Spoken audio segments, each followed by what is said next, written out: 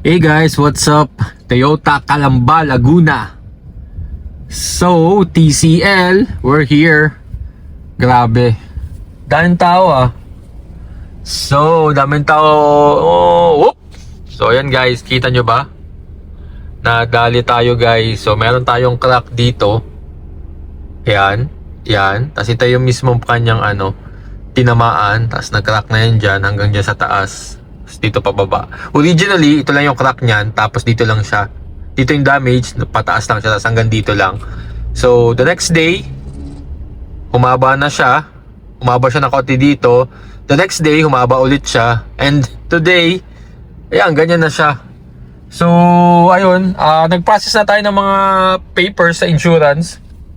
So, yung insurance company ko pala, Oriental Assurance Corporation.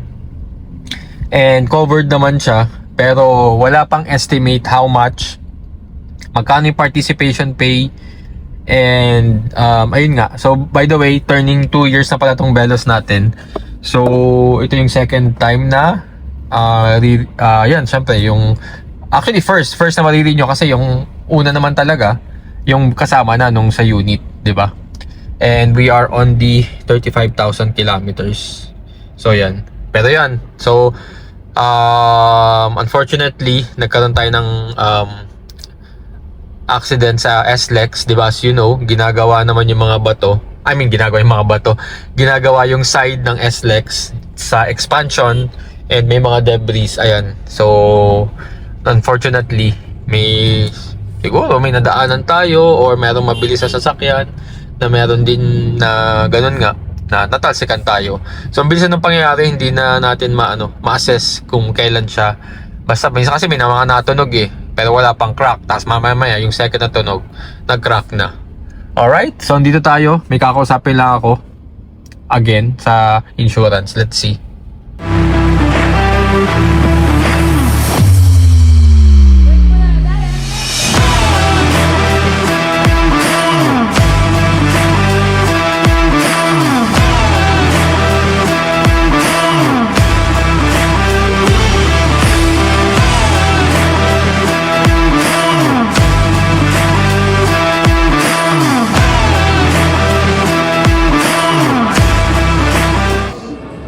So of course, ito yung Vios na binlog natin. GRS. And then yan, November to remember. So yan, full house dito guys sa Calamba. And of course, may chinek tayo. Alam niyo na guys kung ano yung nangyari. Sakto, yun ang bango, naamoy ko na. Domino's. Okay, Yaris Cross, na-feature din natin yan. Race? Bet ko ba hindi ginawa ng paraan niyang race? Yun, no? Stay tuned on the next episode.